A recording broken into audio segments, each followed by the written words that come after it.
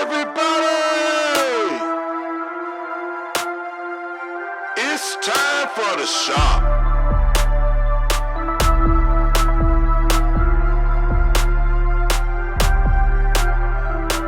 Everybody,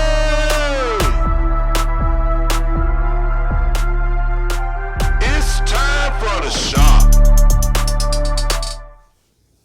Hey, welcome to another episode of Decide, Commit, Resolves, The Shop. Guys, I'm going to tell you, this particular episode right here is so iconic. I'm about to sprout wings and start flying. It is on. It is popping because I just got some stuff good getting ready to happen on this show. So y'all need to get ready for this ride. I want to introduce my guest today. I'm talking about, these are the guys right here. These are the guys. The dynamic duo, the CEOs, head writer, producer, director of Showtime Productions with the hit screenplay Collateral Damage, A Cry Nobody Heard, If the Truth Be Told. Let me introduce to you none other than Brother Kerrick, Greer, and Brother Johnny Sizemore. Give them a hand of applause, y'all. But I'm gonna give you a little side note about these fellas. Maybe y'all don't know this about Brother Kerrick Greer, but this brother got some pipes, y'all. When I tell you he can sing like Grandma used to say, the brother can sing. And Brother Johnny's so talented, he's like the choir director extraordinaire. Wow. He the one who helped brothers like Kerrick sing with ease. But yeah, we got these two guys on here. I am so thankful that you guys have decided to come on the show. And we also have on our show today, let me clear my throat on this one of the leading characters on Showtime Productions, the man you love to hate, Mr. Low-Key Gangster, Mr. If You Cross Me, You Won't Live to Tell About It, Mr. Intimidation, Mr. Alexander Hamilton himself, my brother, my friend, Bishop Dr. Winfred Ebenezer Washington. That's crazy. But everybody knows him as Chris Swift, y'all. Give Brother Chris a hand of applause. I had to slide that in there, y'all. I had to slide it in there. But guys, I'm really so humbled for you guys to be on the show. You guys have been doing so many things within this community, bringing art to life. And I know for me, it's been impacting people. People on my job, I work as Zero Transmission. People are talking about it there. So the word is getting around. I hear you guys been selling out. Can't even get no ticket no more. So this thing is really running rampant. So I'm just humbled to be a part of this experience, the part of these guys rising up. So God bless you guys. Truly, God bless you. So today's topic is about pursuing your dreams. Pursuing your dreams. And these guys are going to tell us their life story about pursuing their dreams and the struggles they came across in doing that. So, Brother Kerrick, let's start off with you. Give us a little background about yourself, man. Okay. Well, I'm Kerrick Greer, as he just stated, and I'm 33 years old. I grew up in the church. Actually, believe it or not, I did not start singing until I was maybe 14 or 15 because I was too shy to do it. You know, I would be at home and I would do it there, but I would never do it in front of anybody. At the age when I got ready to go into high school, I joined the Dwight Woods Phyllis Wheatley Repertory Theater. Okay. And that changed my whole life. Gotcha. He put a confidence in me that I never thought I had, and then it just went from there. I started singing with the repertory and acting and doing all that, and then I finally got on the choir, and then I've just been wide open ever since. Wow. Wow. Well, Brother Johnny, same question. Well, I'm Johnny Sizemore, up and coming business mogul. All right, there we go. Call it out, bro. Serial entrepreneur. I started off in music. Okay. I've been doing music since for probably the last 15 years. Okay. I started off in high school with gospel choir. I'm a photographer. Wow. I am a business owner. So many other things I can't even think of. Graphic designer, filmmaker. Okay. All of the above. And I've been started off at a young age just with the gift of creativity, and Gotcha. it's just flourished to what we see now. I got you. So, And also, too, y'all, he is also minister. We can't leave that one out, too. Minister. This brother got a whole bunch of hats. He ain't got no heads to put them on. yeah, exactly. Brother Chris Smith, same question. Chris Smith, born and raised in Spartanburg, South Carolina. Was raised in the church as well. My grandfather was a pastor, Pastor Hugh Hawkins at Holy Cross Missionary Baptist Church in Whitestone, South Carolina. Whitestone, y'all. Where the family had to do everything. Family had to sing on the choir, had to teach Sunday school. It wasn't that big of a church, so I wasn't that great of a singer, but he found a gift, and the gift to gab, So I get up in front, bust a couple of jokes or what have you, and just kind of went from there. My acting, was birthed in college. I took an acting class as an elective at the University of South Carolina, and the professor was like, we got actors in here that you are doing better than, and he said you need to go to unified auditions at University of South Carolina, and I did it, and I got a couple of roles, but I really wanted. They had roles that were extras. I had some roles of some major plays like Color Museum by George Wolfe, the Amen Corner by James Baldwin, Strange Fruit, and so those are all African American plays. I actually got on to Little Shop of Horrors playing the plant, but Feed me, yeah, feed me, Sizemore. But it was crazy. But it all started there, and it kind of ended there when I graduated, and just went off to work. I'm an HR manager by trade. I have my own HR consulting firm. Started that in 2017, where I work with companies as far as companies that need HR consultation, big, small. I just finished a contract down in Newberry, South Carolina, so got some other contracts working on. So just trying to do different things, to keep it rolling, just trying to follow these passions and stuff like that. Yeah. And this is interesting. You got 3 young black African American young men here who are really pushing the limits of what you can do. And I just want to make sure you young people out here see this. Don't limit yourself on just what you see. What you see currently is not the end of your story. You just got to keep pushing. So, Brother Kerrick, this question is to you. Looking back over your life, where did the interest for acting and directing and writing start? And I know you touched base on it a little bit. Mm-hmm.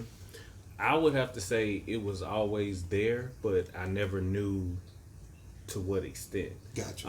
I would say in the 8th grade, I can't even remember. I was trying to get in one of the cool classes. You know how you have art and PE. Yeah.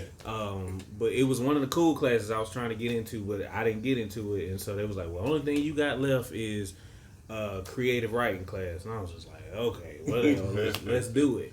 But I got in there, and that class completely changed my life. I didn't know how much I enjoyed writing. Yeah. It's just it's very powerful when you think about it, because you have the power to create characters. You tell them what to say, what to do, what type of message is going to be delivered, and it just went from there. And I started writing short stories about my friends in school, and it got to the point where I would start it and I'd write a chapter, and they'll pass it around in between classes. They passing around this book I done wrote on notebook paper, and then they be like, "When the next chapter coming out?" I'd be like, "Friday, we're gonna drop the next chapter." But it just went from there. And after I went on through high school, I never thought about it up until about 3 years ago, and we got together and we was just like, let's do a play, and we never thought that it was going to turn into what it has now. Had no idea. Wow. So Brother Johnny, looking back over your life, where did the interest of acting and directing and all this stuff, where did it start? It started off in the 5th grade when I was the Rat King in the Nutcracker. Y'all get that? Rat King, y'all. From there, so I always had a passion to build others and try to find the gifts inside of them that they did not know was inside of them. Whether it was singing, whether it was just cultivating their gifts and talents. And throughout high school, that was one of my things that I really focused on, is like building up those who had self-esteem issues. And then from there, being a part of music, it's all about developing somebody else's gift and providing opportunities for those who may not have the best voices, but that can be taught and trained. And from there, we did that, and now here we are. See, he just said he will use his gift to help bring out other people's gift. I'm glad he said that, because I can't really just sing, and I need my gift brought out. I got a gift for that. He's telling stories on this. Sing on the choir with you. So, Brother Chris, same question. I know you mentioned a little bit about, at USC, but can you go a little bit deeper? Well, growing up in Spartanburg, they didn't have much for young people in regards to the creative arts. They had like a little theater, but they only had one play every year or something, and you got like 100 kids trying out.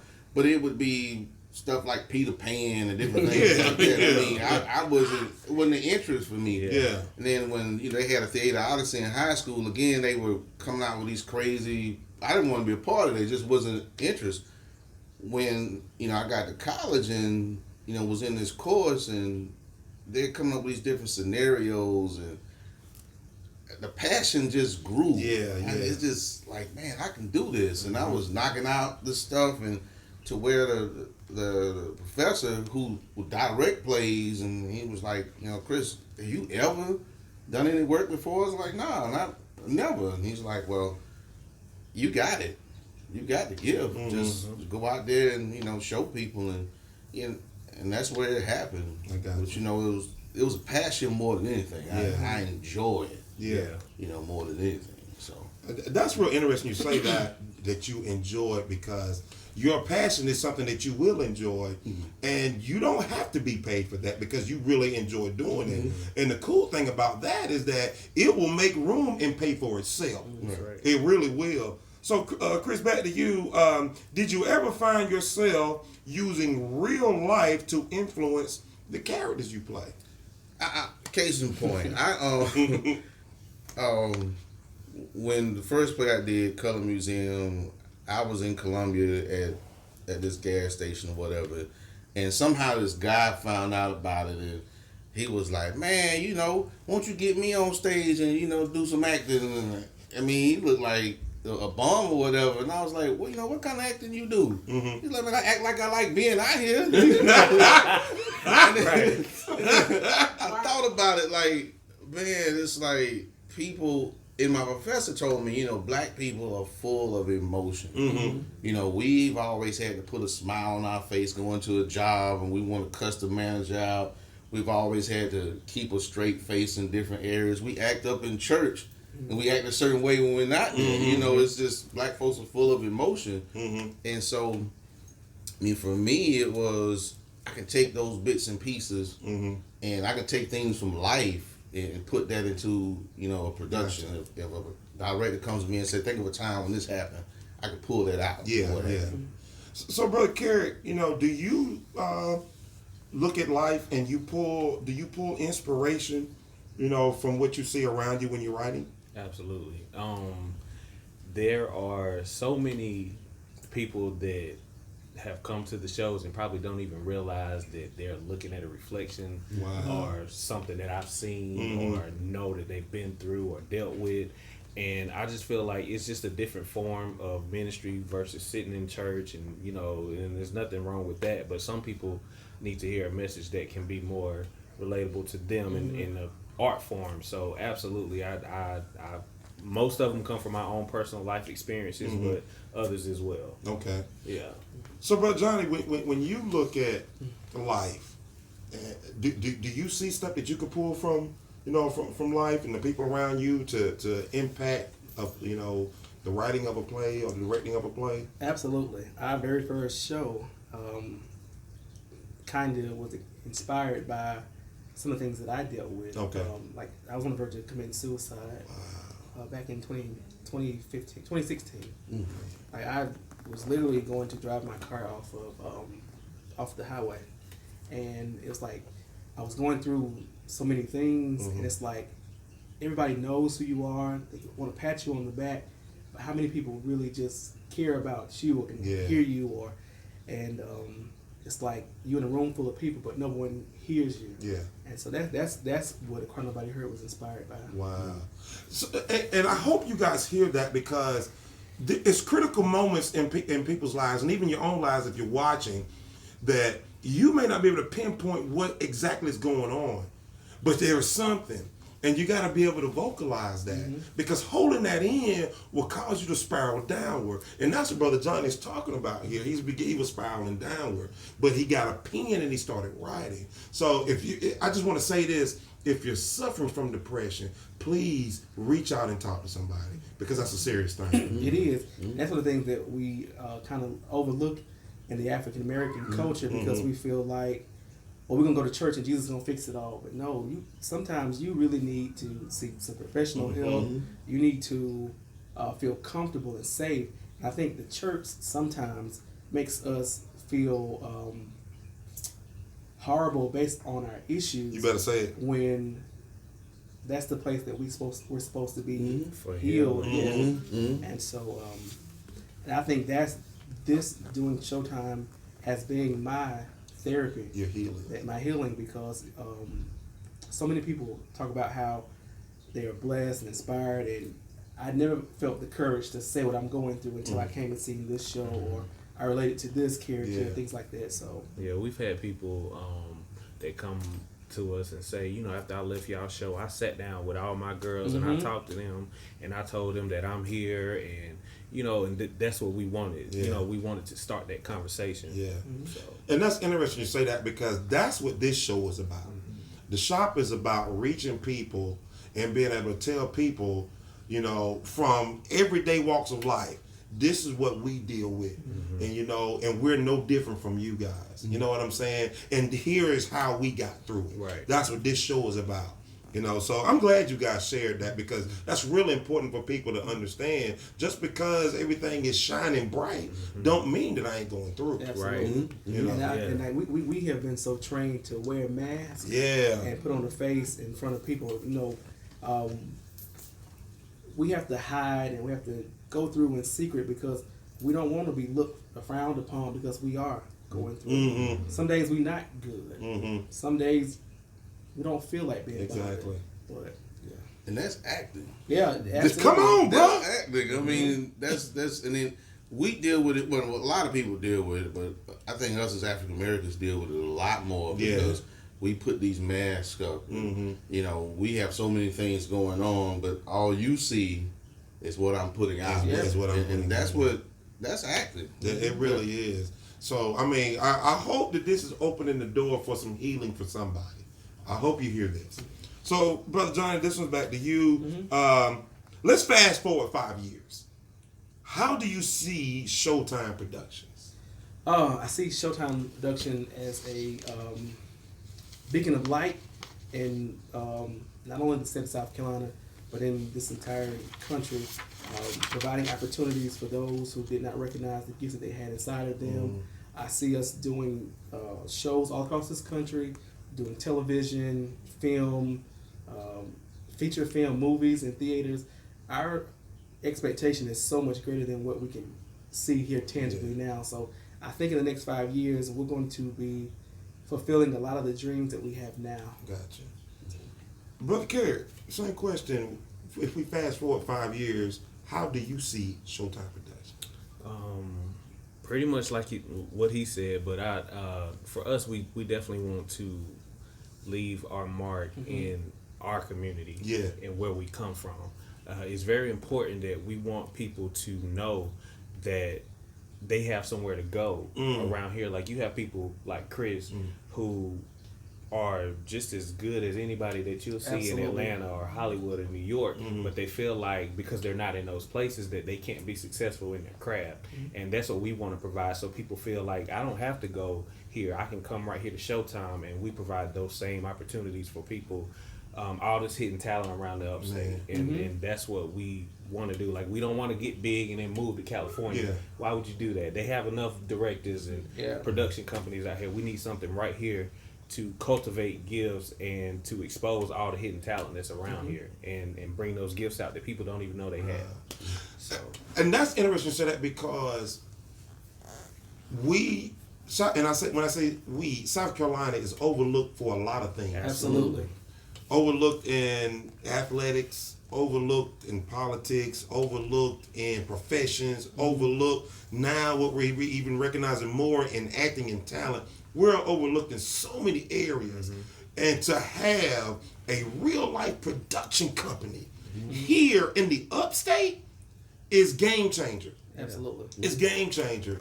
And so I want to encourage anybody, if you got some sort of talent, please stop sitting on it. Start showcasing it. That's why we have all these social media outlets for you to start showcasing your talent so you can start to become recognized and people can see what you got.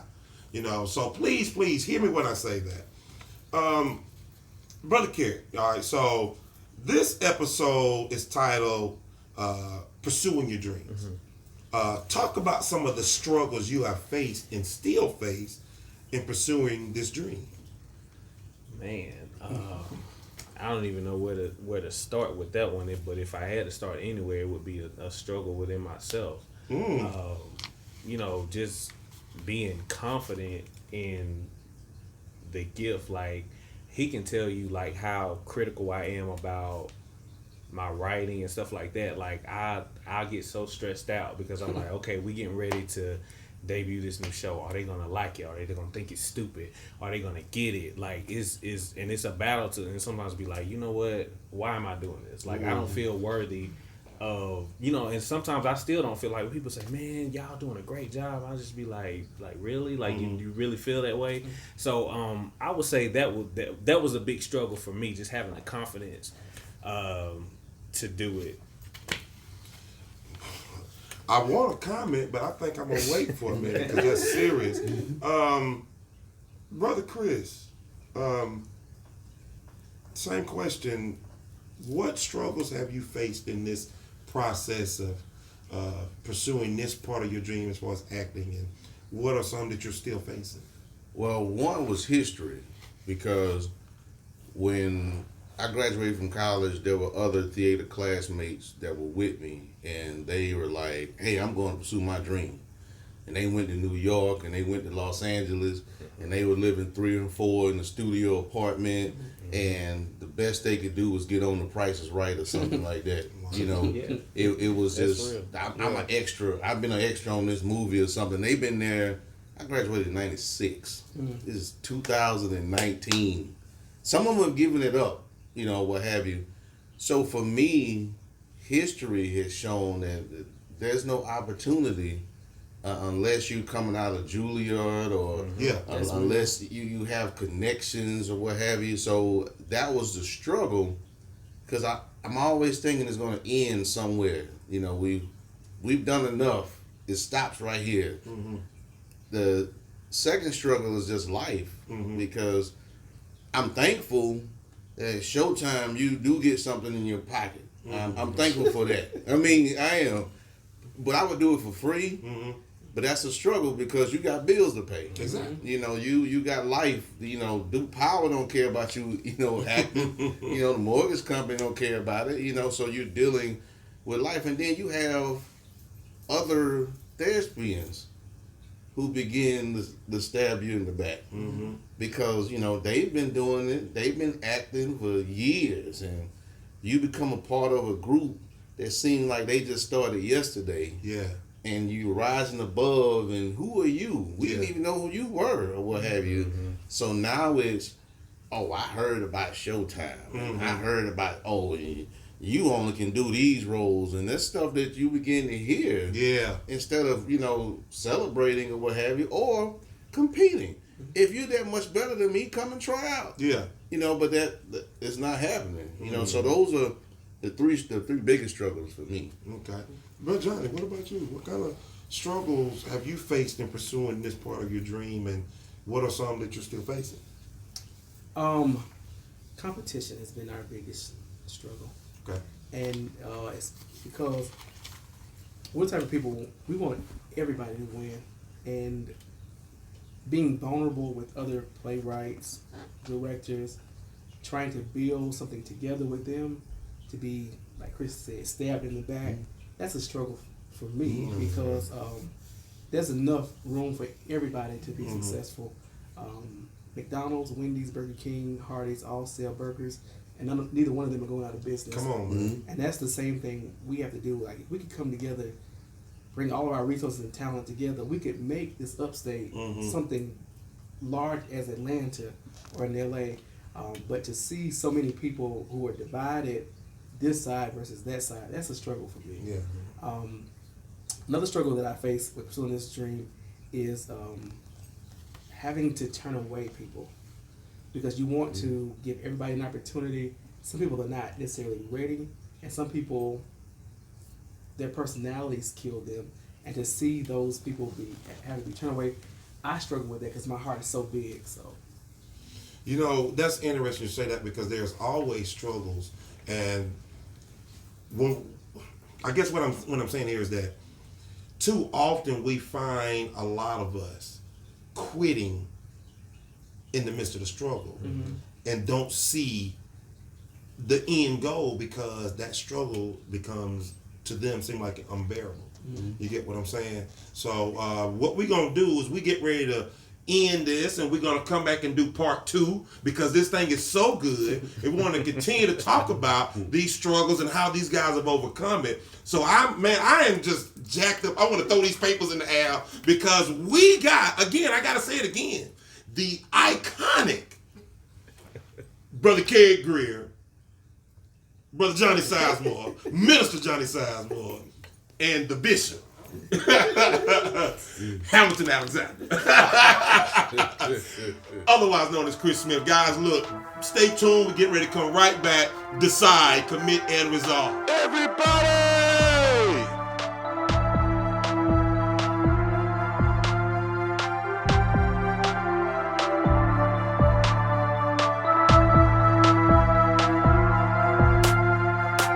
It's time for the shop.